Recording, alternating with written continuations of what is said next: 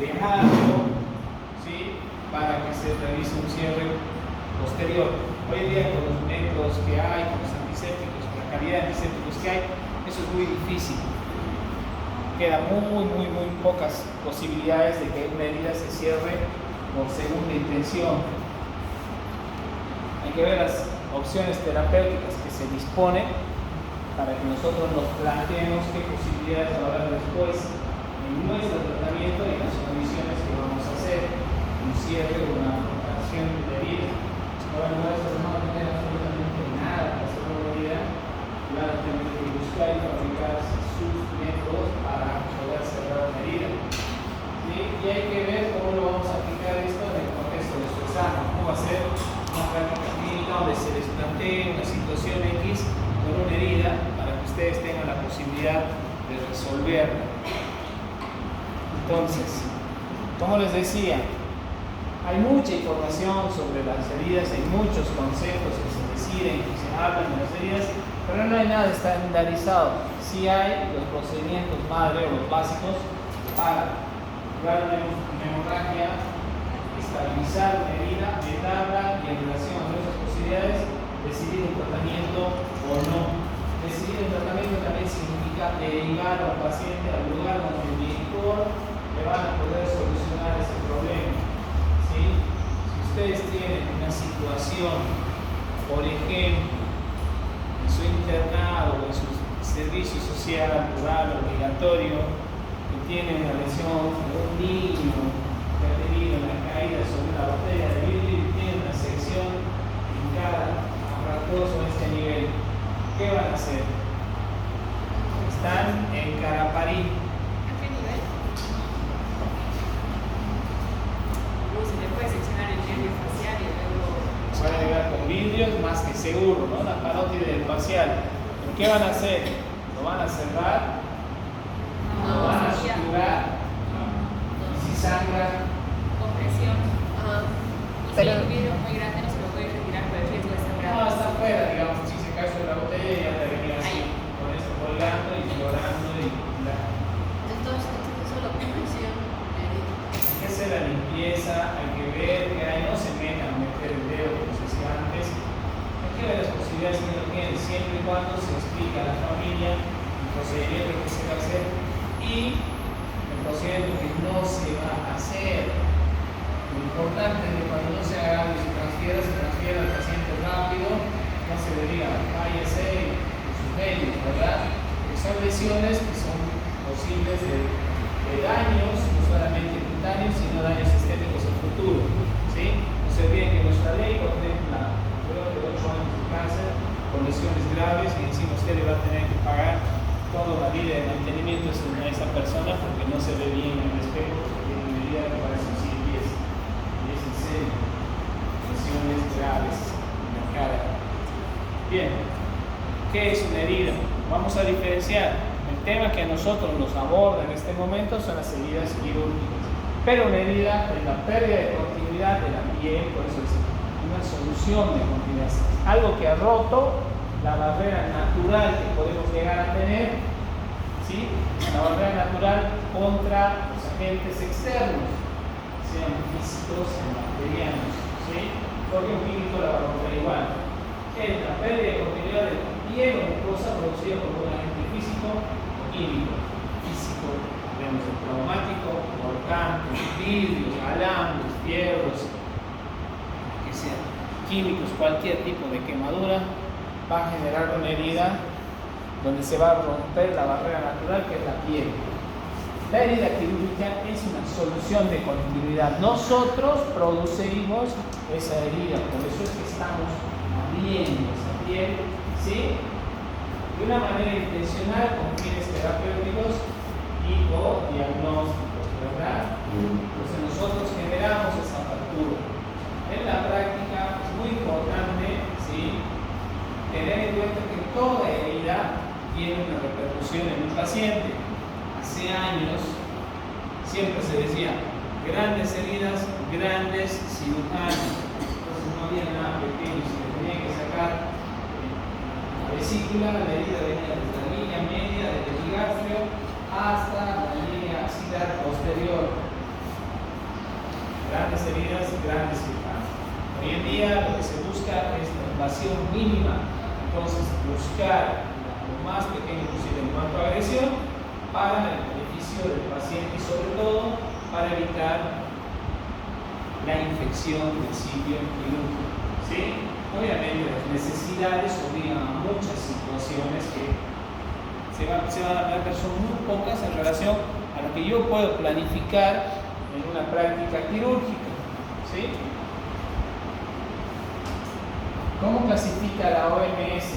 La OMS va a clasificar por su profundidad, todas las heridas, por su penetración y por el grado de contaminación. A nosotros, desde el punto de vista quirúrgico, si bien lo dejamos de lado a la profundidad de la penetración, la profundidad la vamos a hacer nosotros mayormente en una intervención, vamos a llegar hasta la capa. Entonces, la penetración vamos a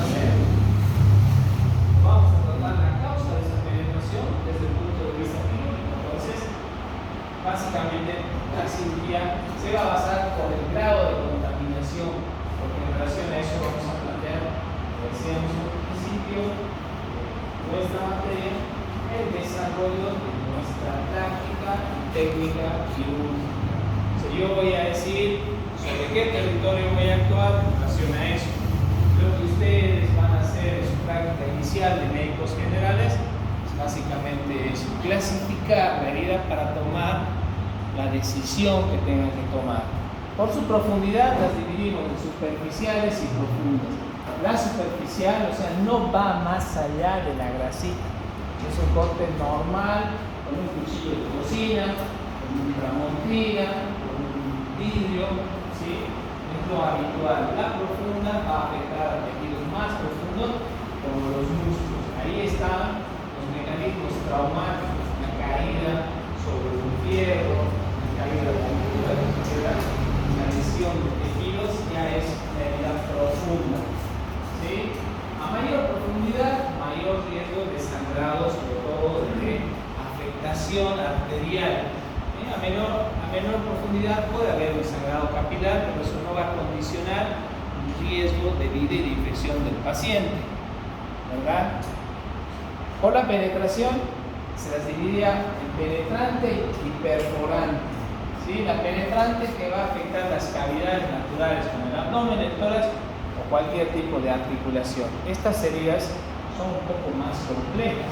El hecho de que una herida perforante se va a determinar en una examinación, en una cirugía, porque yo no sé si a la inspección del paciente que ha venido, salvo que tenga el cuchillo clavado más o menos por el mango, uno puede calcular el tamaño de la hoja, una herida penetrante, cuánto ha ingresado dentro de esa cavidad. ¿Sí? Si está en un área crítica, como es el tórax, eso va a necesitar que ustedes hagan procedimientos más específicos, incluso que hay que cerrar esa herida, porque esa herida penetrante en el tórax puede generar un hemotórax. Son lesiones de la pleura que condicionan a procedimientos de urgencia, porque si no el paciente se muere.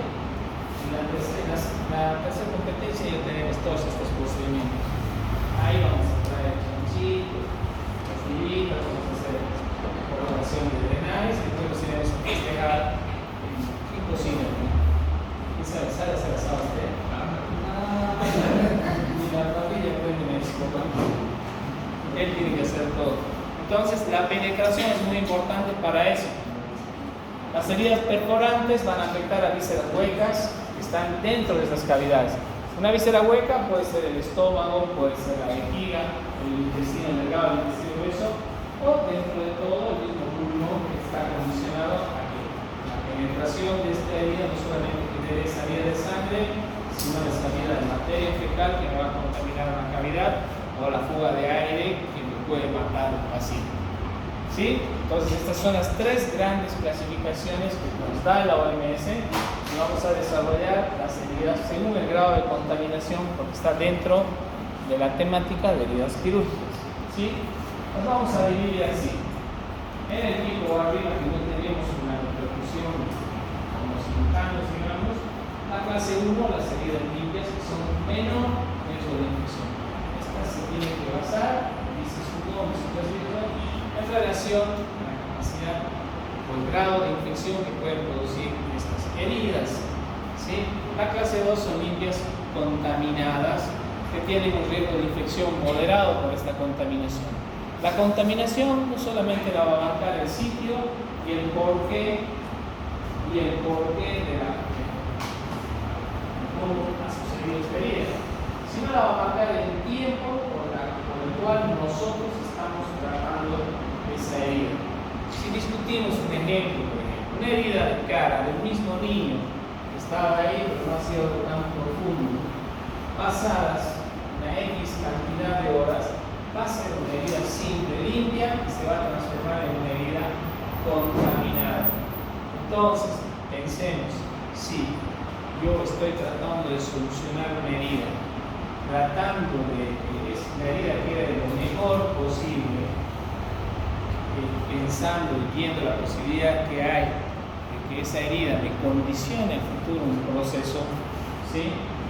Si esa herida ha pasado más tiempo de lo que tenía que tener, que son 6 a 8 horas, ¿por qué? ¿Qué es la diferencia? ¿Qué pasaría en esas 6 a 8 horas con una herida? Estaría expuesto a los factores del medio. ¿Y eso qué da? No, pero la miasis te va a venir a los 21 días cuando los bichos gordos, los gusanitos estén gordos. Sí, pero ¿qué pasaría? Se puede contaminar y de ahí infectar. Puede contaminar e infectar. Muy bien. ¿Cómo se contamina y se infecta? Entonces, ¿eso en qué afectaría a mi proceder o a su proceder? Tendría...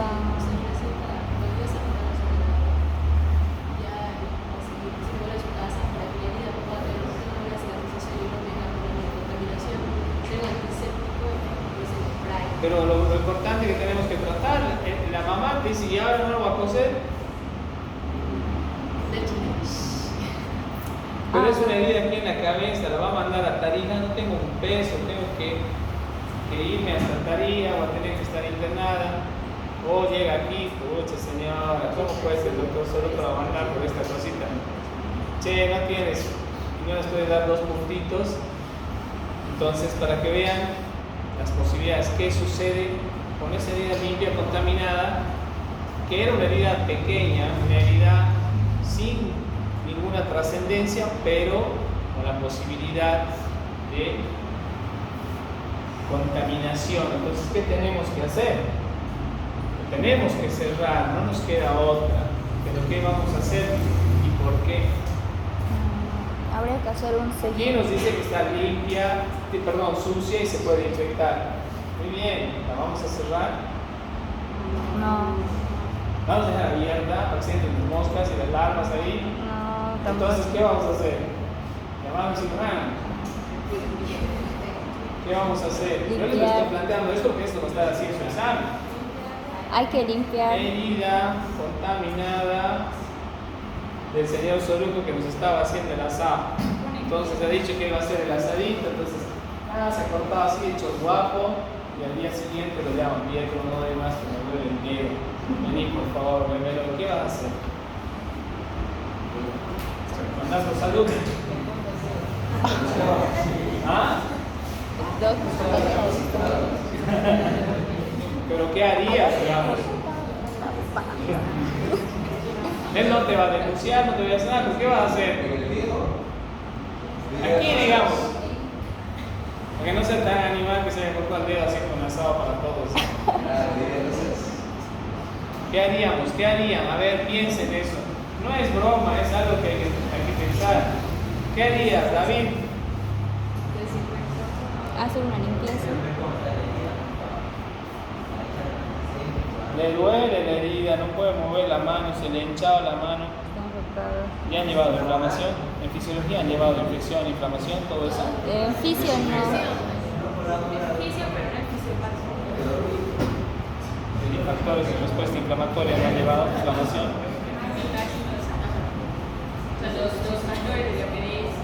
Claro, todo eso debe llevar. Por eso se ha pensado, ¿qué pasa? ¿Qué hacen? Entonces, ¿qué han visto hacer a las abuelas? ¿Qué han visto hacer en las películas, en sus series favoritas? Y le ponen así. Les amo. ¿Qué le hacen? Limpian la herida, muy bien, la herida tiene que limpiarse. ¿Para qué la limpian?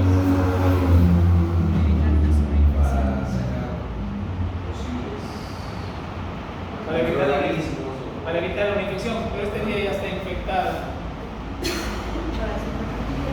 Da igual, ¿No habría que quitar las partes infectadas? bien, pero da igual, ¿verdad? Igual hay que limpiar, no se quede con esa sensación. ¿Sí? Bien, entonces, ¿qué vamos a hacer con la mano del señor Solú? Que sigue doliendo, le late, le hinca, como dice la gente. La madre ha dicho eso. Se la corta y la montamos para asado. Bien.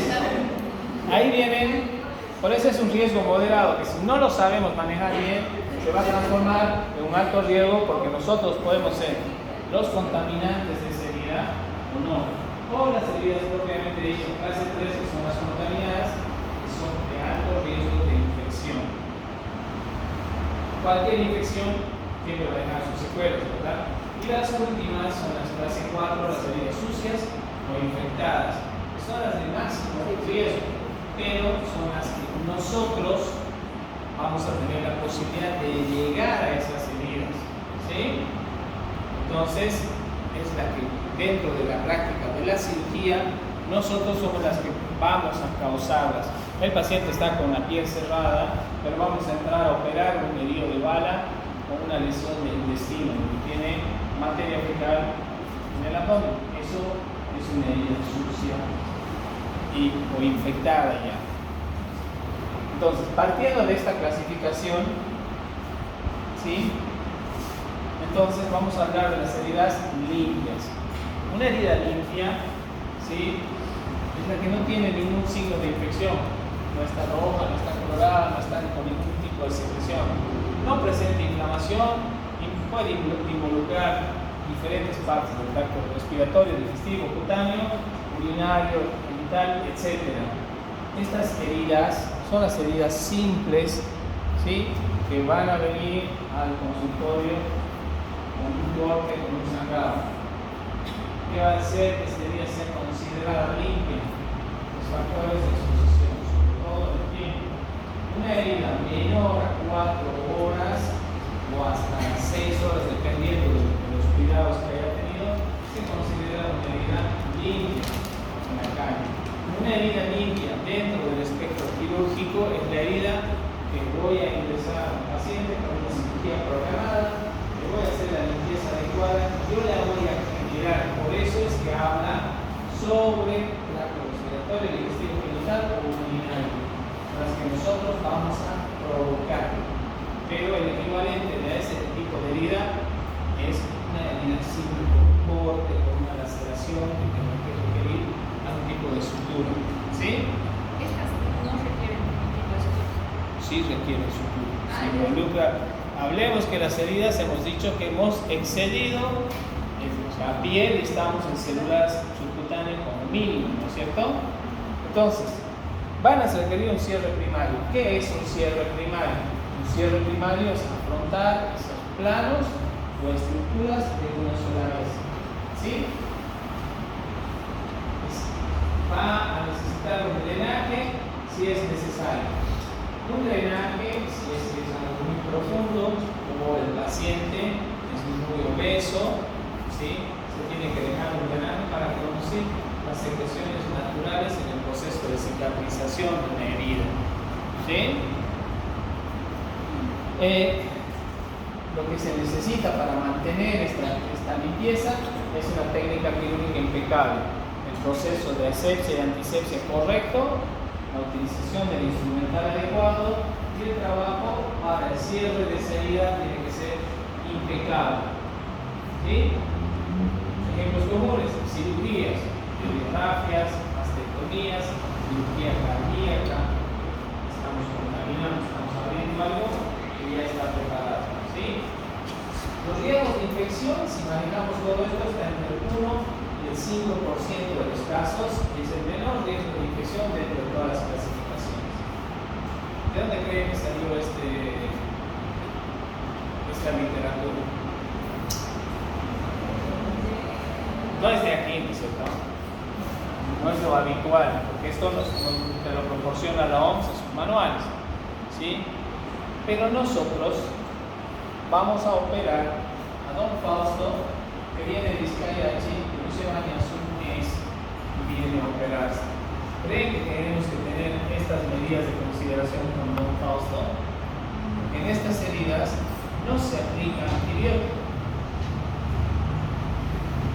Todavía ustedes están serios en farmacología. Entonces lo tradicional es que si están los tiempos correctos, esta herida hemos visto, hemos catalogado como limpia, nuestro grado de infección, fíjense, es del 1 al 3%, es muy bajo. Entonces no tendríamos que hacerle una profilaxis antibiótica. O sea, no tendríamos que darle un antibiótico para que eso no se infecte, para cuidar, ¿sí? Eso nos dice toda la literatura que hay. Pero en nuestro medio hemos visto que no es aplicable. Es muy complejo, porque no solamente está en el PrEP, porque si no otro baño, se baña y se hace un baño específico preoperatorio y se resuelve la situación. La cosa es posterior, ese señor va a volver a su lugar de origen después de una cirugía, no va a ir a controlar porque se ha operado de la hernia, le molesta, no puede caminar y la enfermera está a 20 kilómetros de su casa, ¿verdad? Y bueno, le va a decir, pero le doy el antiséptico, eso lo va a poner. Entonces, esas situaciones en las que uno tiene que prever. Si bien la literatura y en su examen la pregunta va a decir esto, para ustedes entienden que a veces hay que pensar más allá y hay que dar antibiótico, incluso en las heridas limpias. ¿Sí? ¿Alguna duda de esta herida? O sea, en el examen sí tenemos que poner. En el examen las cosas van a ser tan bonitas como están en las diapositivas. Ah, ya. ¿Sí? Salvo que les aclaren una pregunta y les diga como una situación especial. Pues yo ese día en el examen le voy a decir, ojo, que les estoy diciendo, ¿verdad? O sea, para que no crean que les voy a engañar. Que avisa no traiciona, ¿verdad? Bien, las heridas limpias contaminadas. ¿Qué es una herida limpia contaminada? Desde el punto de vista del abordaje quirúrgico. Esto debe de que hay una penetración, por ejemplo, hacia el tracto respiratorio. Limpio. ¿Por qué? Porque yo estoy partiendo de un paciente limpio, que ha entrado a un quirófano en condiciones bajo ciertas medidas de asepsia y antisepsia. Pero, por más que yo abra esa piel que está limpia, ¿dónde voy a caer? Me va a hacer que deje de ser difícil convertirme en contaminación. Por eso dice en las que se penetra el tracto respiratorio, digestivo, genital o urinario bajo condiciones controladas, o sea, en cirugía. ¿Qué condiciones controladas creen que existen para hacer eso? Digestivas. Ya lo hemos visto, la vista en terminología.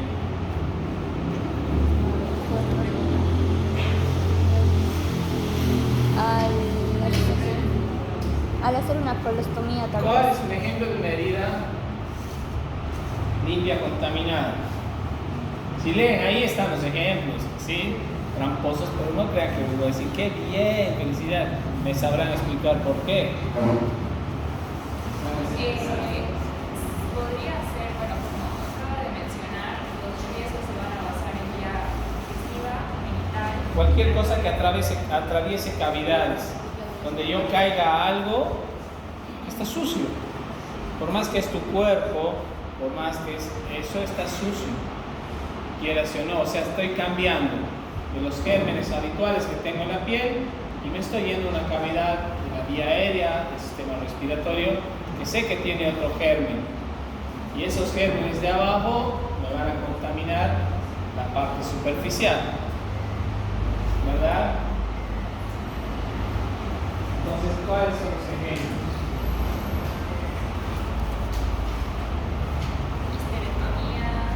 colostomía.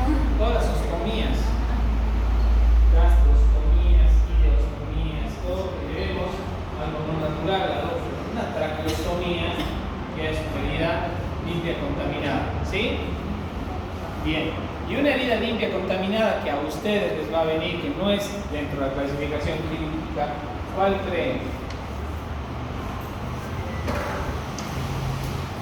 Una herida limpia contaminada.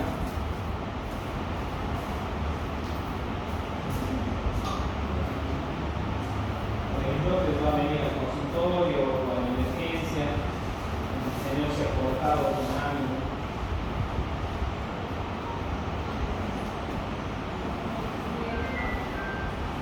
¿Dónde?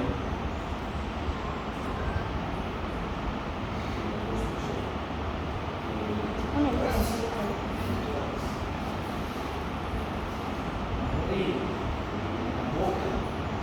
La boca es lo más sucio que tenemos, ¿verdad?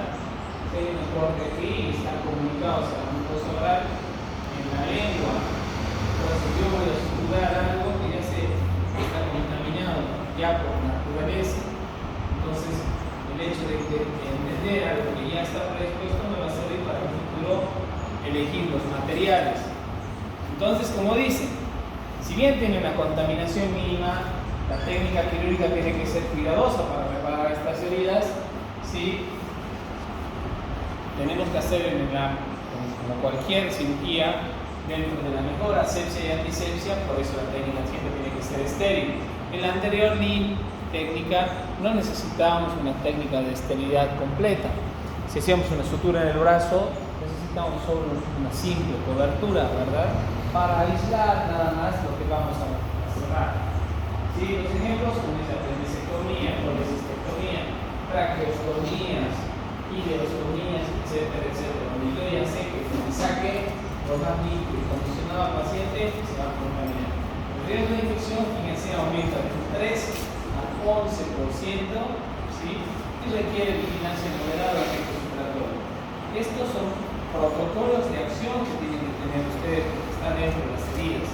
Eso es importante que lo entiendan. Entonces, la vigilancia moderada va a ser, según el paciente, voy a tener una zona, voy a tener que revisar la herida básicamente todos los días. Voy a tener que curar la herida básicamente de acuerdo al tiempo del paciente, ¿sí? Entonces, esa es la supervisión que voy a tener y va a tener que tener antibióticos de manera regular, sí o sí. Las heridas contaminadas, ¿cuáles son? Las heridas abiertas, las heridas recientes que han tenido una exposición, las heridas accidentales, que en un trauma la variedad de gérmenes que están en la calle, en el piso, en el material que ha generado el trauma es muy grande, por eso ya son heridas contaminadas. Así ahí hemos pasado hace media hora y ya hemos pasado hace media hora, ¿sí? Imagínense que se incluye un fierro en un accidente de una flota, muchísimo, ¿verdad? Entonces, estas heridas, ¿sí?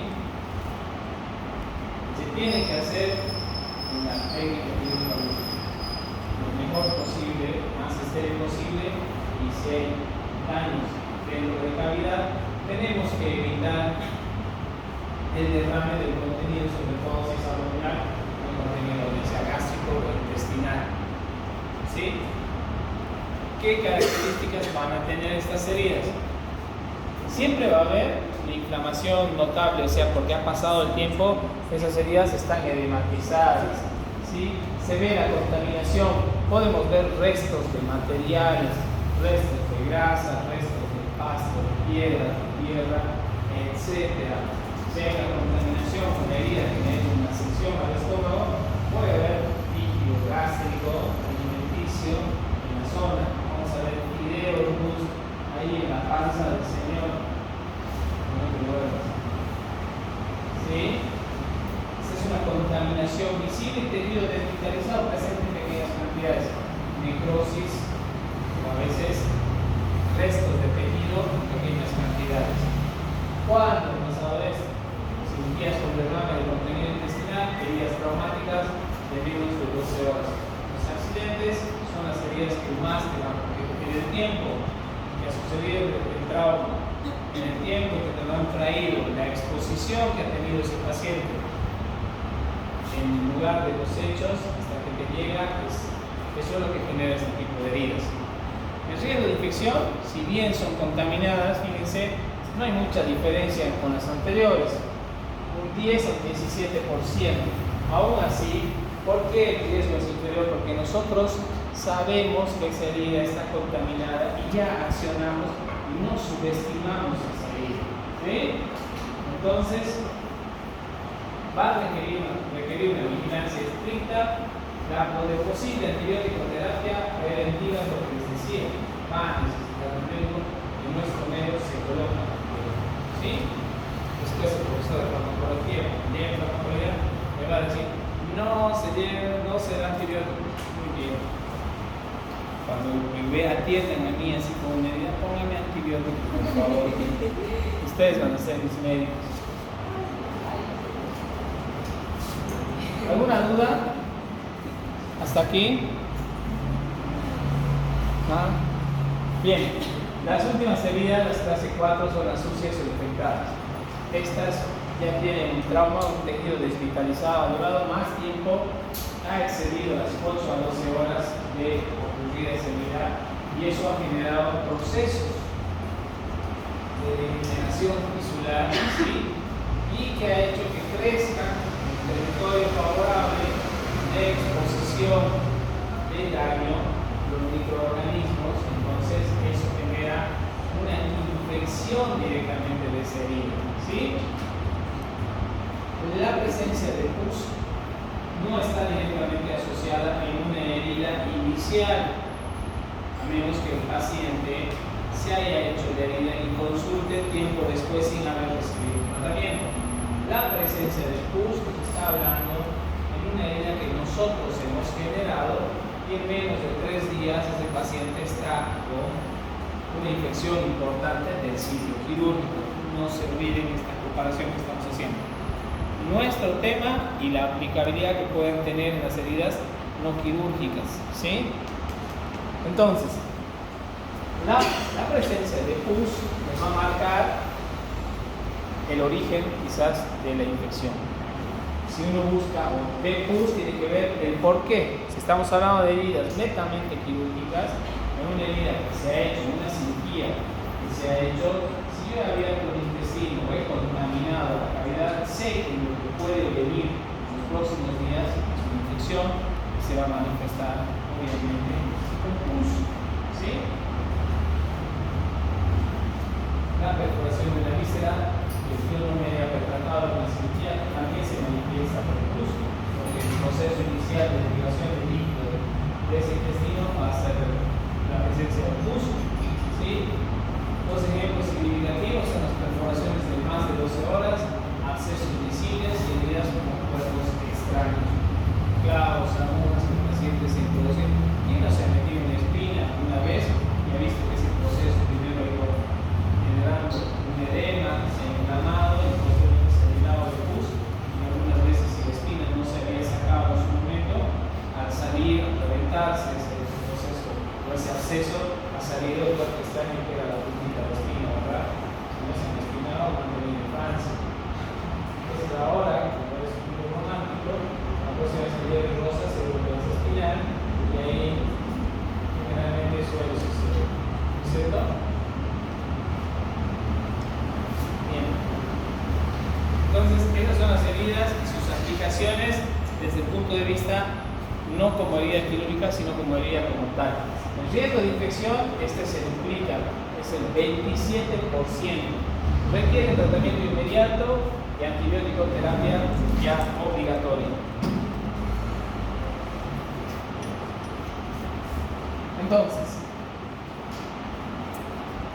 pregunta de examen. ¿Qué factores van a influir en la infección de una herida quirúrgica? Desarrollo.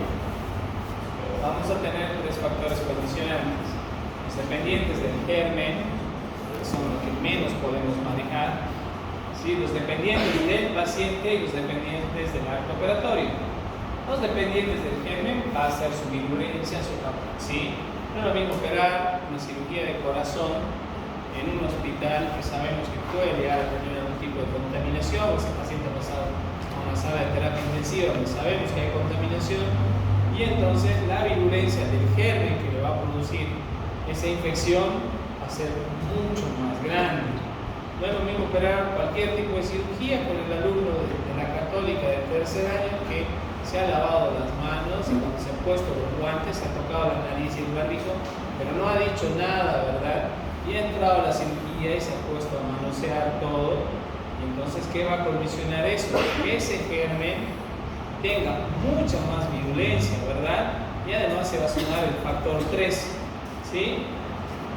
La cantidad de inóculo no es lo mismo una exposición pequeña a una exposición mayor. Por ejemplo, operar a un paciente con una tripa perforada y con caca en toda la panza, ¿sí? Eso se refiere con la cantidad de inóculo, y la resistencia antimicrobiana es algo que quizás nosotros no vamos a poder manejar, porque eso es dependiente no solamente del tratamiento que hemos hecho en el hospital, sino dependiente del paciente como tal. Levante la mano de todos ustedes, todos hemos tenido una infección desde las más pequeñas, ¿sí? ¿Quién ha terminado su tratamiento antibiótico por 7 a 10 días que le ha dado el doctor? En hora y fecha, levanten la mano. Son los mentirosos, ayer cuando me acuerdo compraban 3 ampicilina, no molestes.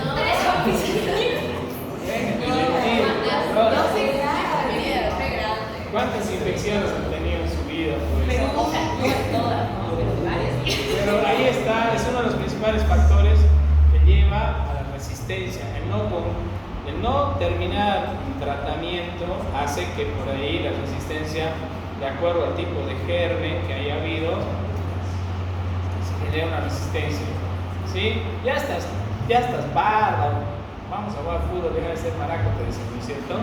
Y ya estás en cuarto día de antibiótico y ya estaba bien tu dedo. Sí, vamos, y después cuando vuelves ya no tomas antibiótico. Si he podido compartir el fútbol, ¿cómo voy a poder con el bicho este, ¿no es cierto? Y eso va generando, y esos son riesgos que implican una resistencia mínima, ¿no? Pero sucede. En nuestro campo lo que hacemos es, vemos que no hay una respuesta, vamos cambiando el antibiótico sin ton ni son y se generan procesos de resistencia. ¿Cuáles son los dependientes del paciente? Obviamente que la edad, hablemos de los extremos, de las edades que son los más complejos, el estado nutricional de base, que un paciente bien nutrido obviamente hace mejor frente a cualquier tipo de infección, ¿sí? Hoy en día, lamentablemente, es algo muy complejo en nuestro medio. Las enfermedades de base, la mayoría de los pacientes, y el estado inmunológico no solamente va a depender en cuanto a todos los factores anteriores, sino que levanten la mano los que tienen ustedes, alumnos del tercer año, que tienen todas las vacunas de la hepatitis puestas, todas las vacunas del tétanos, salvo las que se hayan estado embarazadas, porque el embarazo te condiciona que hagas el esquema completo del tétanos y hepatitis. ¿Quién tiene completo todo menos la Daniela? Y eso, la próxima vez que veamos. Nos falta 10 días de permiso para vos. Ahorita voy a hacer el ¿quién tiene? Levanten la mano. ¿Quién tiene completa hepatitis y tétanos? Falta una dosis. La primera dosis. No falta una, Falta una dosis para llegar a la segunda. Bien, para que vean que es algo muy importante. A medida que tengan una interacción con situaciones hospitalarias, su esquema de hepatitis tiene que estar completo, ¿sí? Su esquema de antitetánicas tiene que estar completo con los refuerzos. Después pónganse de COVID, de influenza, sí es importante. Entonces, eso es muy importante para el paciente. Lo del acto clínico es lo que depende de nosotros, depende de la técnica, usemos los materiales correctamente esterilizados, depende de la duración de la cirugía. Si cirugías que exceden las 3 horas ya tienen que tener una nueva dosis de antibiótico singular en el paciente. Ya quiere demostrar en este momento que es la única persona que tiene todo completo, pero no tiene hepatitis. A la sepsis y la antisepsis todos los cuidados que hemos tenido para preparar el campo. ¿Sí? Entonces, miren, de conteo para hacer su examen, lo que les puedo preguntar de aquí. Si utiliza más de 3, si la cirugía es de más de 3 horas. Dependiendo del tipo de cirugía, si más de 3 horas ya se genera, se da antibiótico. Se da el antibiótico profilaxis. Obviamente cubriendo gérmenes de piel, ¿sí? Para siempre y cuando se hayan cumplido los preceptos, la profilaxis previa, ¿no? Antes de operar. Bien. Ahora, señores, esto es importante porque ya sabemos qué es una herida, cómo es una herida, cuándo se infecta esa herida. Entonces, te va a llegar esa herida independientemente de la clasificación. Lo primero que se dice, esta es una herida de este tipo. Las medidas que tenemos que tomar son estas, es lo que les preguntaba. La hemostasia, tenemos que controlar el sangrado. La hemostasia no solamente nos va a llegar a empezar un paciente, que son las pocas veces que sucede, pero ¿qué es lo que más llama la atención de un herido? ¿Por qué vienen y consultan? El sangrado, ¿verdad? Sangrado, se mueve, y no puedo hacer. Ah, ya está, listo, ¿verdad? Pero que es muy importante, porque el control del sangrado, mediante una presión directa, ¿sí? Y una limpieza adecuada para saber el lugar del sangrado, nos va a permitir el tratamiento de manejo inicial que todos tenemos que hacer con una herida, ¿verdad? La limpieza de la herida. Hay que eliminar todos los restos que tenga esa herida de cuerpos extraños, pero tampoco se pongan a corretear a los glóbulos rojos porque hay que hacer una limpieza minuciosa, pero no excesiva, ¿sí? Sacar los restos de materiales como el pasto, tierra, piedras, aceites, etcétera, es muy importante, porque eso no solamente va a ayudar en el momento del cierre, sino nos va a prevenir, nos va a disminuir los riesgos de infección, ¿sí? Después, el orden sería el cierre de la herida. Cada herida va a elegir un método y un material específico para su cierre, porque eso, si está todos los pasos anteriores controlados, va a favorecer a que esa herida no se infecte, ¿sí? Y después, ¿de qué nos sirve hacer el mejor trabajo, ¿sí? Si no le vamos a dar una correcta analgesia al paciente, porque digan lo que digan, las heridas duelen, ¿sí?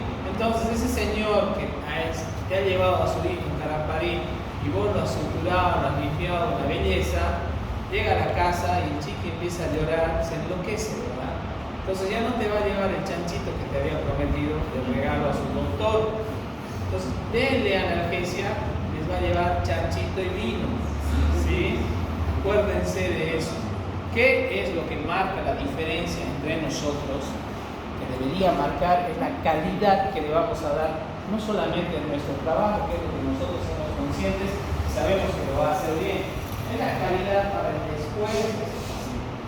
Denle analgesia, es muy importante, porque hoy en día los analgésicos, que se llaman antiinflamatorios o AINES que van a ver, tienen un porcentaje en su proporción de un antiinflamatorio y la herida tiene y va a generar un proceso inflamatorio posterior. Entonces no le va a doler, no se le va a hinchar, eso es parte de, ¿sí? Entonces, si han decidido suturar esa herida, la analgesia va a estar representada dentro del cierre, dentro de la planificación, con la anestesia. En la tercera competencia tenemos anestesia, vamos a hacer anestesia, ¿sí? Local por lo menos. Y eso va a hacer que yo lo pueda suturar a un paciente, no se sutura así a vivo, se sutura con anestesia. Y después que se vaya con sus pacientitos. Entonces, todos tenemos que hacer eso, todos tenemos que dar este manejo inicial de las heridas. Después lo sacar los restos de tejido, la desvitalización, eso vendrá después. ¿Sí? En una herida o un tratamiento quirúrgico, ¿sí? Ya como un manejo de herida quirúrgica, se cumplen todos estos factores porque nosotros antes de abrir colocamos anestésicos locales a la piel. Los anestesiólogos hacen bloqueos regionales para minimizar el dolor. En minimizar el dolor en un procedimiento quirúrgico hace que ese paciente tenga un mejor postoperatorio y no tenga riesgos de complicaciones, fuera de que esté tranquilo. ¿Sí? ¿Cómo se hace una limpieza de una herida quirúrgica? ¿Se acuerdan? ¿Cómo se hace una limpieza de una herida quirúrgica? ¿Cómo creen que se hace una limpieza de una herida quirúrgica? De afuera hacia No, de adentro. adentro hacia afuera, perdón. Echando de todo. No, de adentro La maniobra hacia del afuera. gato manco, digamos, tiene que tapar No, de adentro hacia afuera, perdón. de adentro hacia afuera. A ver.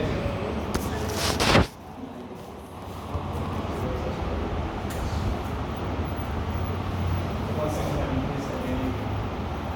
Este es herida, por si acaso no se van a estar pensando que es otra cosa. Parece mucho, pero no lo es. ¿Cómo hacemos la limpieza? ¿Cómo hace la limpieza? ¿Cómo hace? ¿Qué hace usted? ¿Cómo hacen la limpieza? La Valentina dice O sea, es de adentro hacia afuera para no llevar. de adentro hacia afuera, de aquí para allá. Duele, ¿no? De arriba para abajo.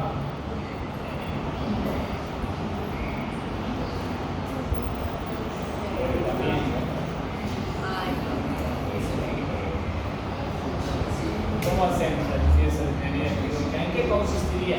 ¿Qué haría? Eliminar los cuerpos extraños. Más grandes. Eliminar los cuerpos extraños.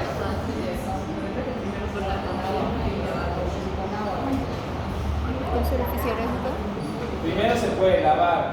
Es una herida que se tiene que lavar, o sea, se tiene que irrigar, dependiendo de la herida, ¿verdad? Porque si hay una herida que tiene restos de cuerpos extraños, obviamente hay que lavar. Si hay una herida que yo veo todo un coágulo así y no sé dónde está, tengo que hacer la remoción o sacar ese coágulo, ¿verdad? ¿Sí o no? Se hace con solución fisiológica. Hay partes que sí, hay partes que no.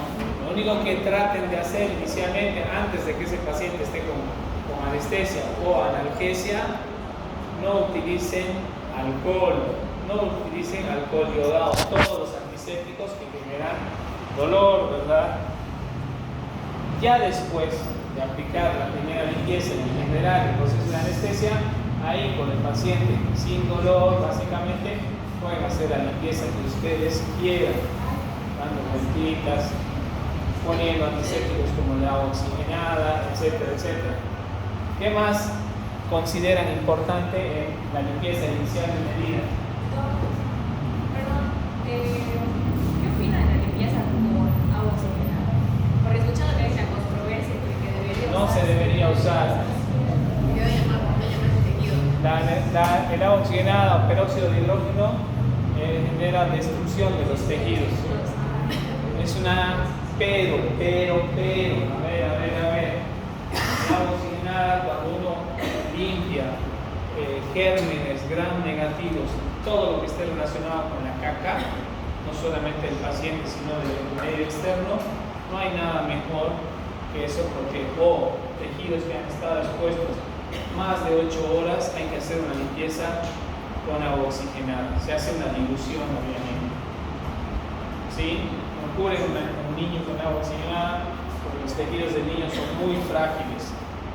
Si curamos una herida quirúrgica con agua oxigenada, estamos haciendo daño después de que esa herida ha sido cerrada, después de una cirugía. ¿Y en qué casos, por ejemplo, en tejidos infectados con heces fecales se utiliza el peróxido, pero en cavidad o cerrando la herida? No. Yo estoy trabajando una mordedura de perro en el bíceps, por ejemplo.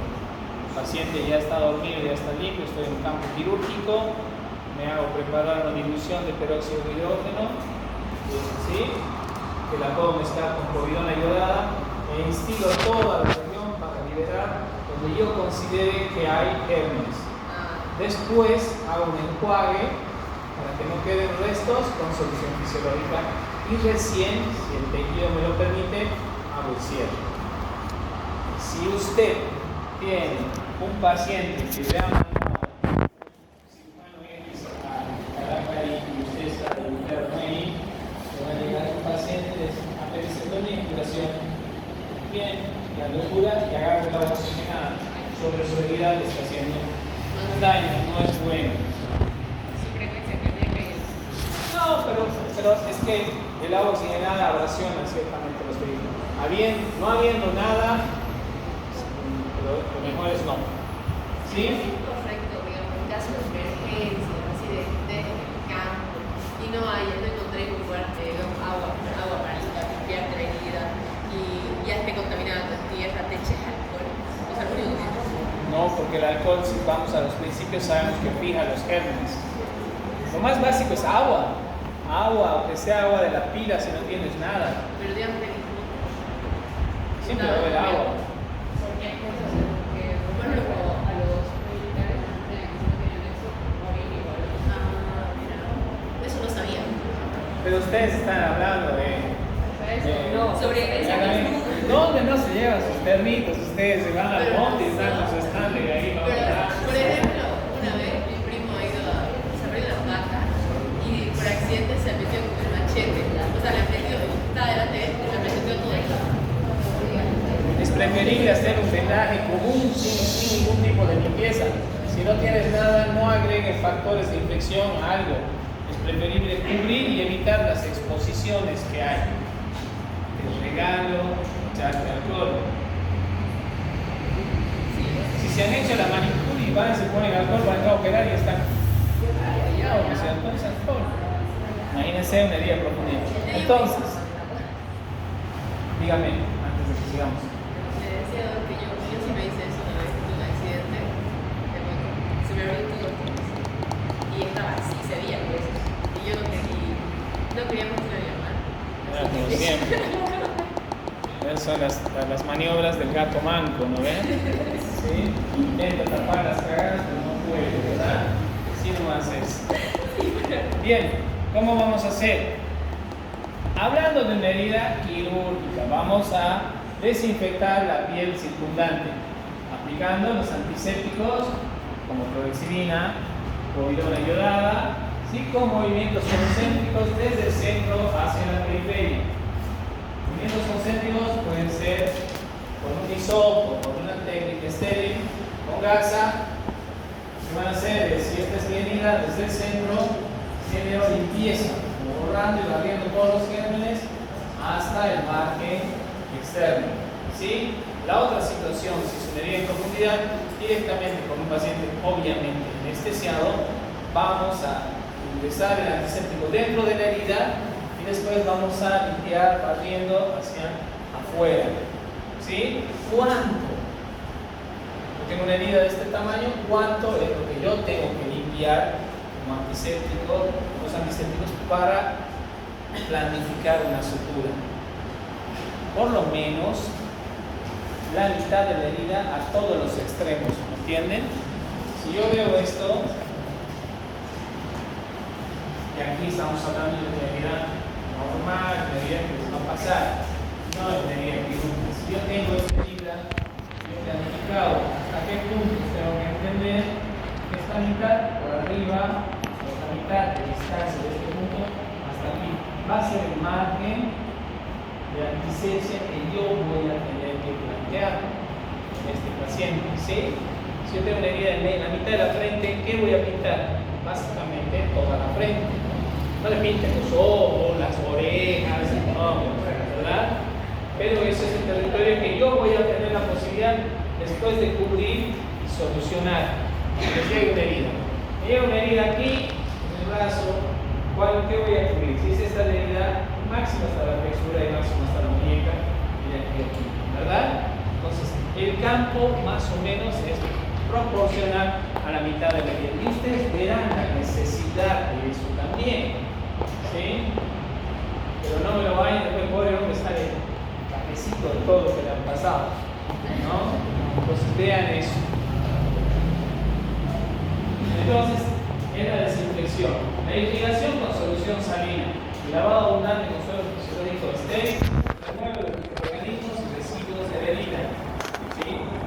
Nosotros no estamos acostumbrados a la irrigación. Hay lugares donde la irrigación es muy importante. La irrigación trabaja de dos formas. La primera, no solamente limpiando o barriendo los gérmenes, sino diluyendo la concentración de gérmenes en ciertas cavidades o espacios. Me refiero a que, por ejemplo, si es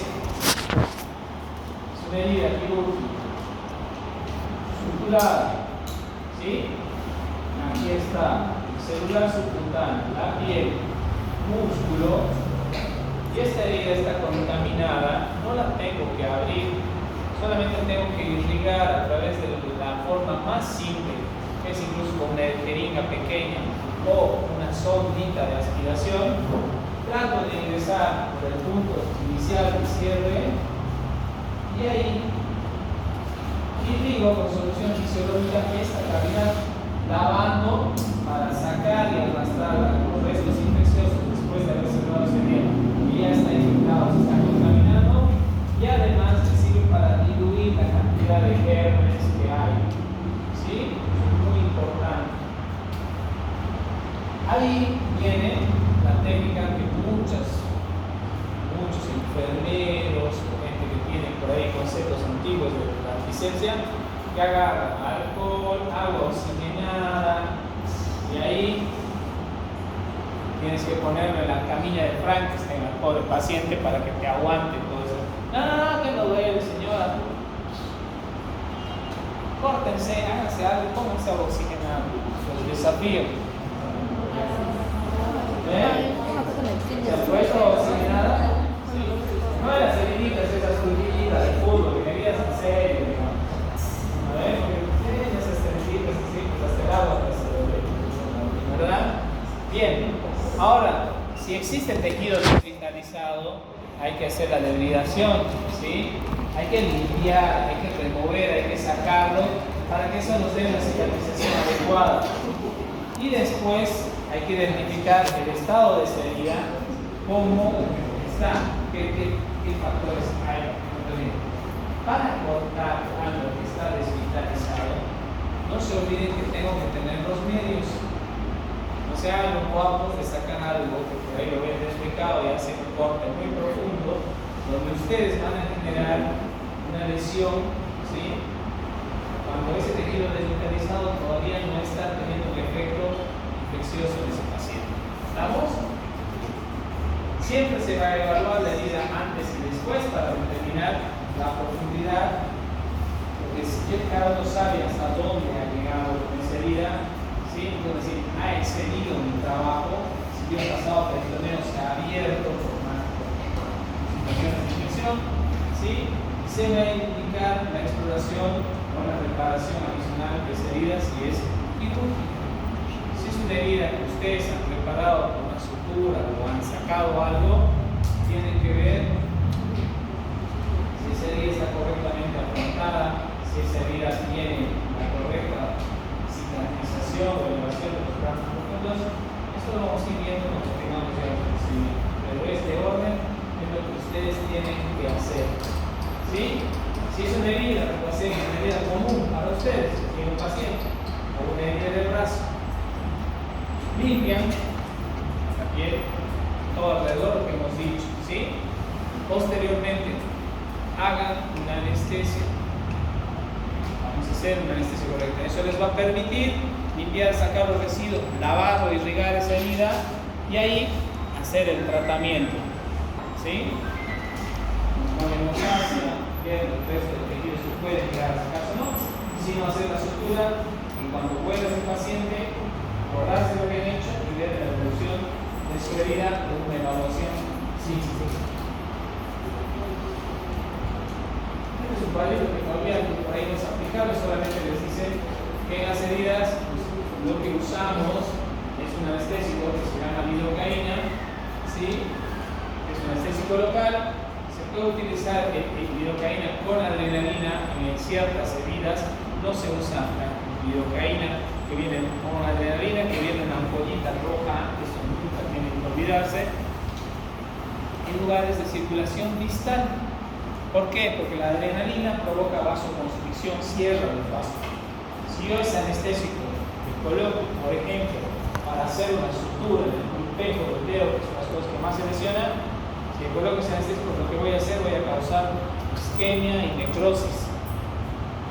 Si se coloca adrenalina con epinefrina en el pene, por ejemplo, en un proceso que se hace en la circuncisión, podemos generar una isquemia en el pene. Toda circulación distal, todo lo que sea finalizado, no puede llevar anestésicos con adrenalina. ¿Sí?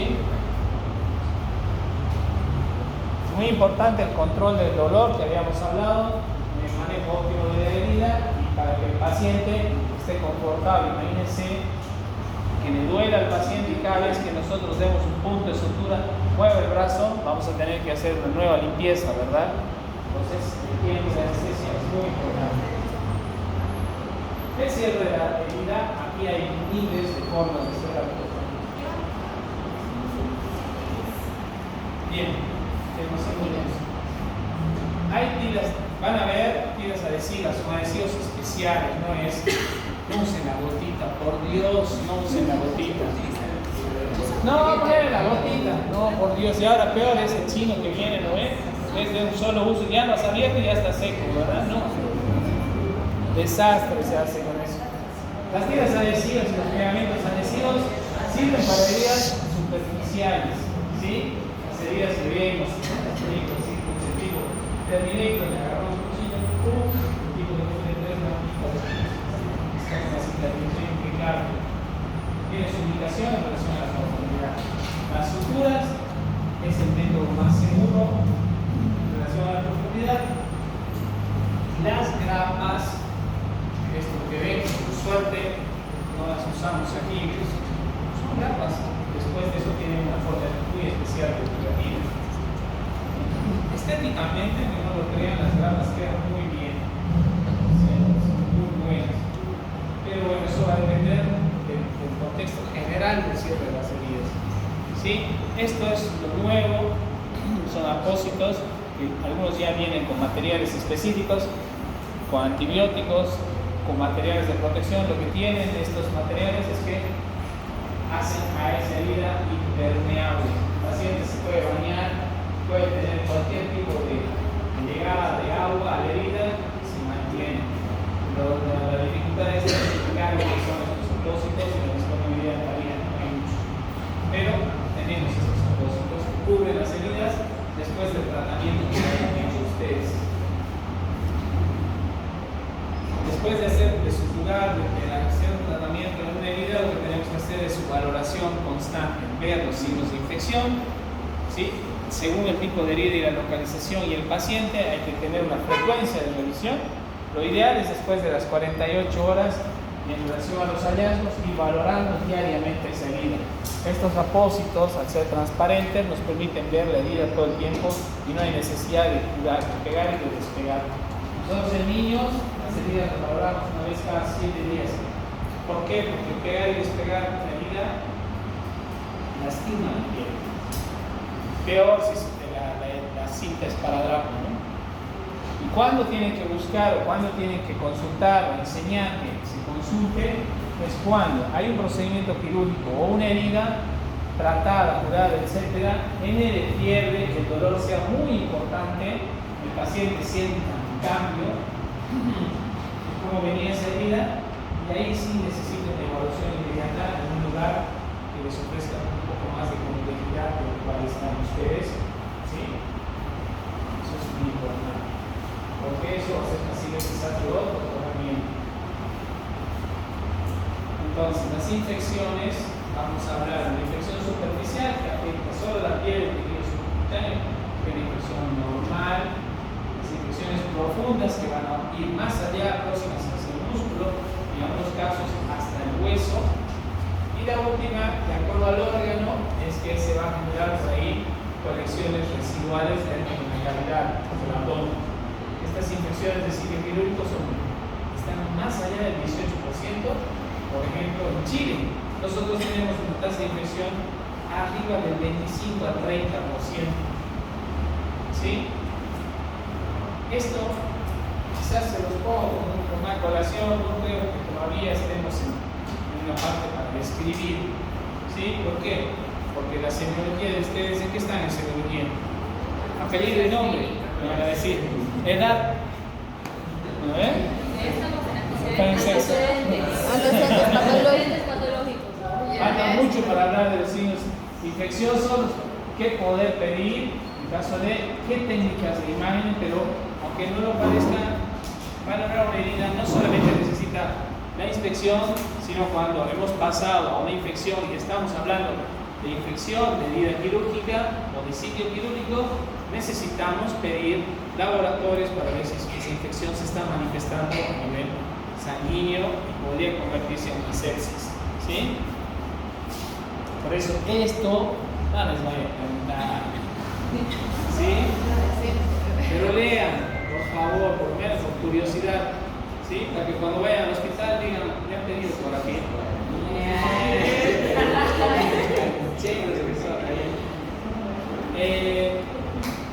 Esto también está relacionado con la infección, cómo un drenaje puede favorecer en un 85% todo el drenaje, la limpieza adecuada en profundidad va a mejorar esa herida.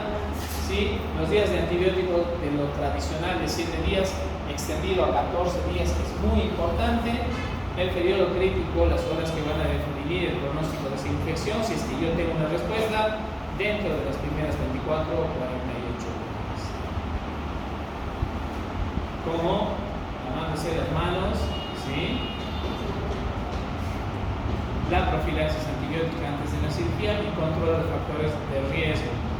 Lávense las manos bien y si han hecho alguna macana, por favor, díganlo, no lo callen para siempre.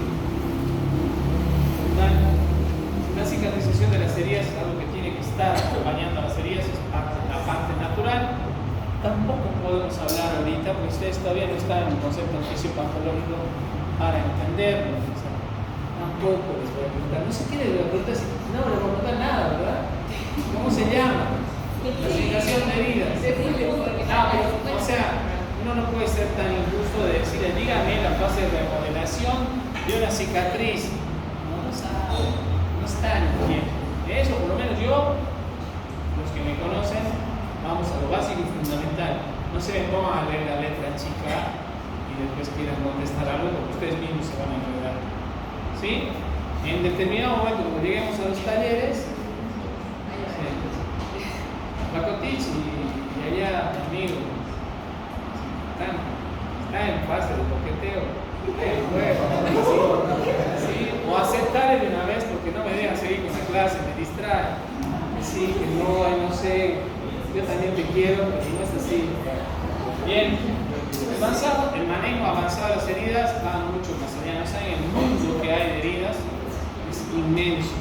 Se trata con presión negativa, que son las cosas que más hacemos nosotros para sacar las secreciones, los injertos, esos sustitutos artificiales de piel, factores de crecimiento que ya tienen que ver con células madres, ¿sí?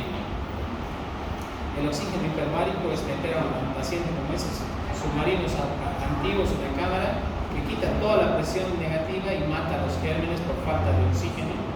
Eso hay en Tarija. Si alguna vez la van a ver, está en la Santísima Trinidad en el segundo piso. Es una máquina que puro parece el Nautilus del profesor. Y bueno, la tecnología hay hoy en día, hay muchísimas cosas para hacer, hay apósitos, así que usted lo controla con su celular, mientras está echado va viendo cómo va su proceso infeccioso, si es positivo o no es positivo a través de estos apósitos que tienen receptores, imagínense, son los apósitos inteligentes. Después hay aplicaciones que monitorizan, dan la posibilidad si usted tiene fiebre o no tiene fiebre. Es un mundo y un negocio, ¿saben qué? Bárbaro. Se van a ir a Miami, a Punta Cana, solamente con curar con ciertos apósitos. Y bueno, el futuro de las heridas complejas va a la ingeniería de tejidos, a la terapia génica, a la nanotecnología y a la robótica, que eso es lo que va a llegar. Quizás ustedes traten por eso. ¿Dónde está la doctora Valentina? Ha sido Punta Cana. Tengo 10 pacientes con nanotecnología y están felices en Punta Cana disfrutando. ¿Sí? La investigación es todo lo que se está haciendo hoy en día con todos los biomateriales, que son las cosas que más se están utilizando, porque tenemos que buscar lo más normal y fisiológico posible para evitar reacciones, porque cualquier acción en una herida lastima. Y bueno, los desafíos son capacidad de mejorar los antibióticos para menos resistencia, mejorar un tratamiento personalizado. Esto sí les voy a contar porque eso tienen que entender que es el futuro, ¿verdad? La integración de la telemedicina. Cuando estén en Caraparí, llamen, doctor, ¿sabe qué? Tengo este día que no me gusta, entonces el paciente lo firma, esa es la telemedicina. Y eso es muy bueno. No le hagas esto, mandarlo. Esa es la comunicación que tiene que existir. Bueno, entonces, manejo adecuado, examen. Enfoque multidisciplinario, examen, ¿verdad? Formación continua, discutimos, innovación constante, el examen, ¿verdad? Es lo que ustedes tienen que entender de las heridas. Clasificación, cómo actuar inicialmente y qué se les puede llegar a venir. Nada más. ¿Alguna duda?